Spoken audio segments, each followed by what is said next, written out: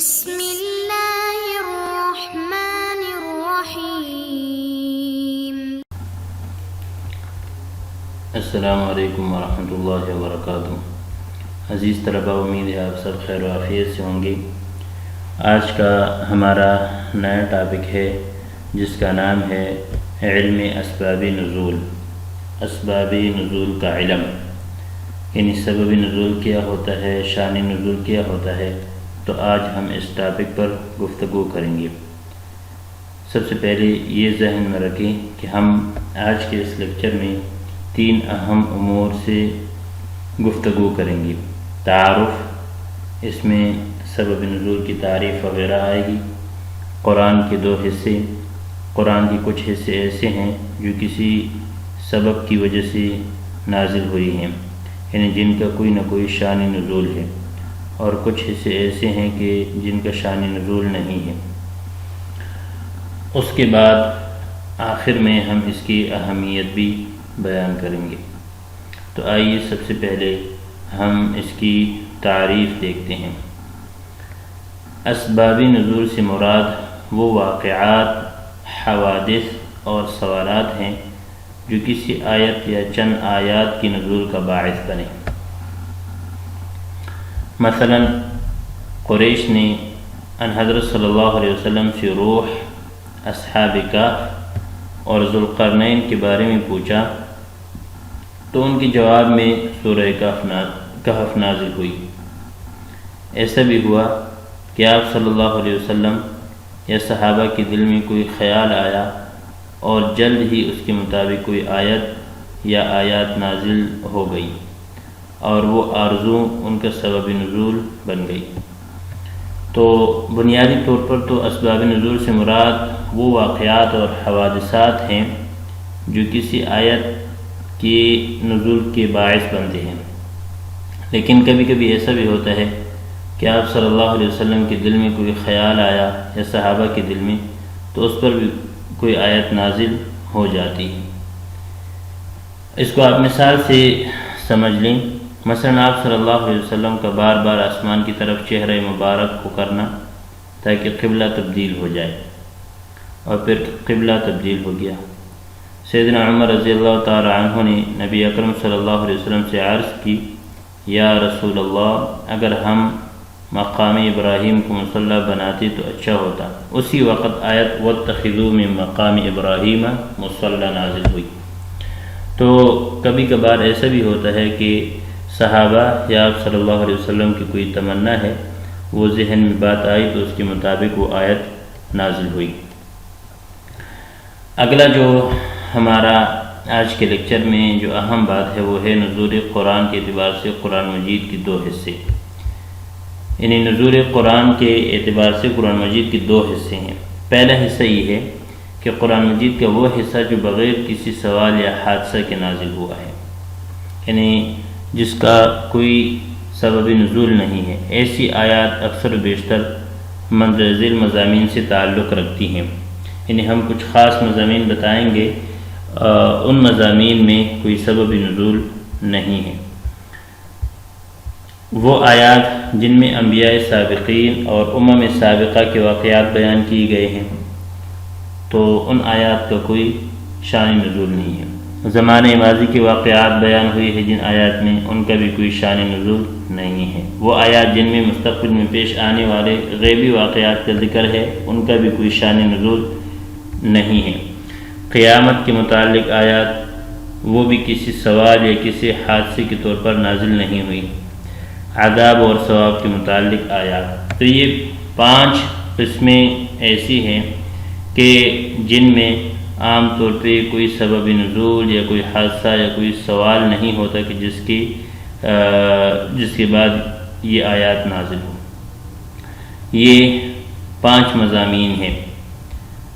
اب قرآن کے اس حصے کا نزول بغیر کسی سوال یا سبب کی ہوا ہے، یعنی جو 5 مضامین ہم نے بیان کیے ہیں، اس حصے کا نزول بغیر کسی سوال کی ہوا ہے۔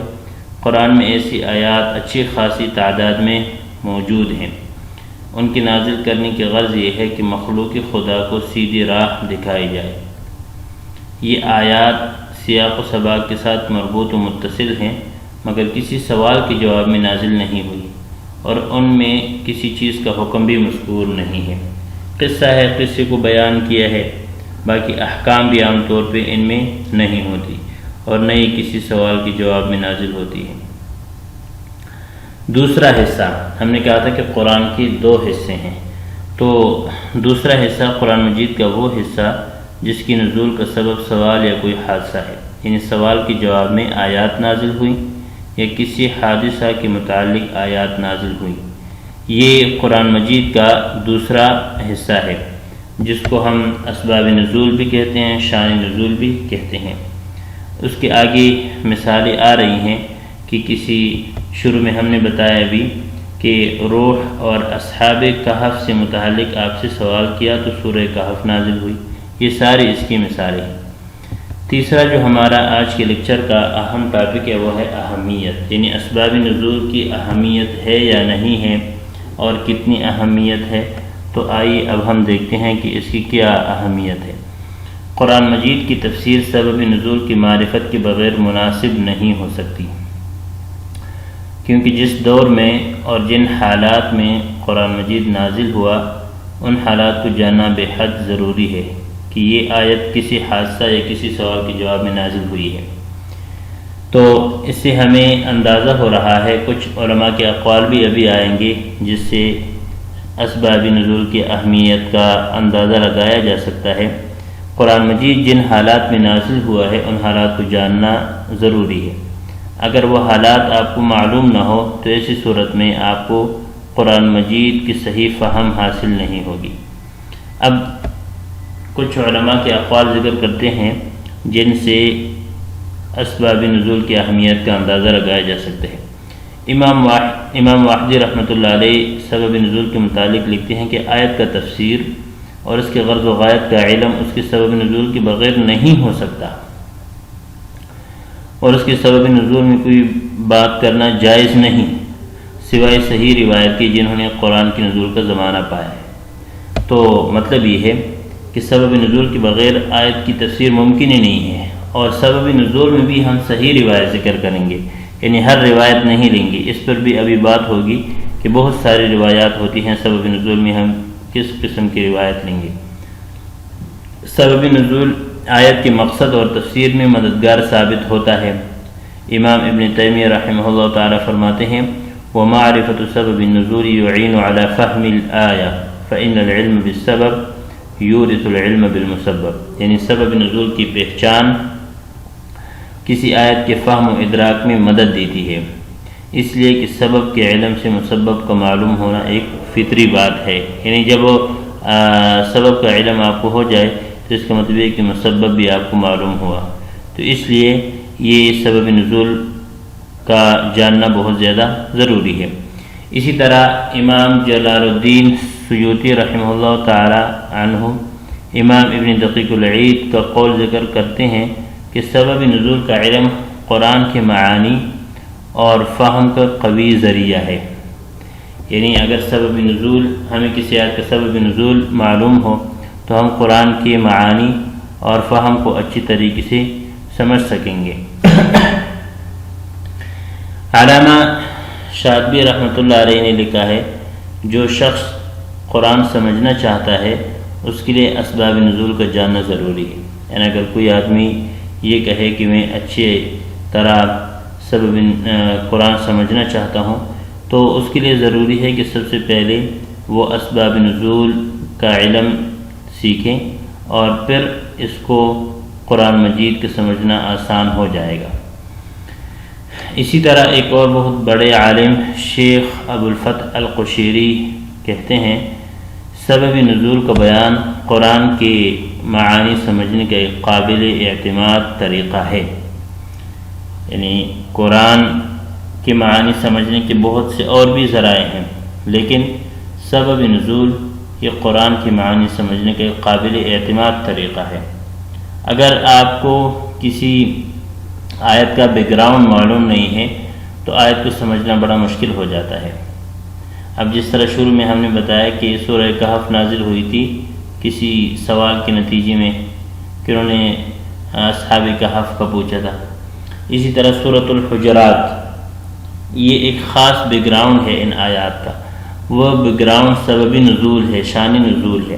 اگر وہ بیک گراؤنڈ آپ کو معلوم نہ ہو تو سورہ حجرات کی جو ابتدائی آیات ہے، یا ایھا الذین آمنوا لا تقدموا بین یدی اللہ ورسولہ واتقوا اللہ ان اللہ سمیع علیم، اے ایمان والو اللہ و رسول سے آگے بڑھنے کی کوشش نہ کرو، تو اس کا ایک خاص سبب نزول ہے۔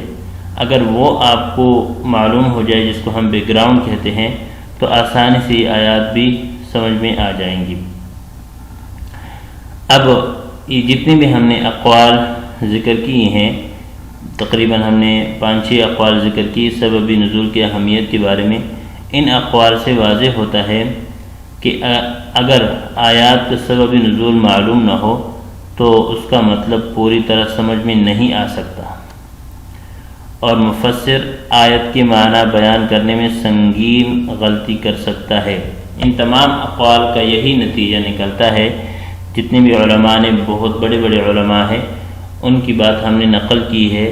اس سے یہ معلوم ہو رہا ہے کہ اگر کسی آیت کے شان نزول آپ کو معلوم نہیں ہے تو آپ اس کے مطلب کو پوری طرح نہیں سمجھ سکتے۔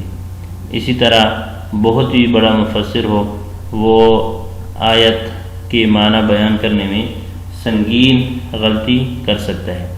تو ان تمام اقوال سے ہمیں معلوم ہوا کہ سبب نزول انتہائی اہم ہے، اور اس کا علم ہر مفسر کو سیکھنا ضروری ہے۔ تو خلاصہ یہ ہوا ناظرین کہ آج ہم نے اس لیکچر میں 3 باتوں پر گفتگو کی ہے۔ تعارف، سب سے پہلے ہم نے سبب نزول کی تعریف ذکر کی ہے کہ وہ واقعات ہوتے ہیں یا وہ سوالات ہوتے ہیں جن کے نتیجے میں قرآن مجید کی کوئی آیت نازل ہو جائے۔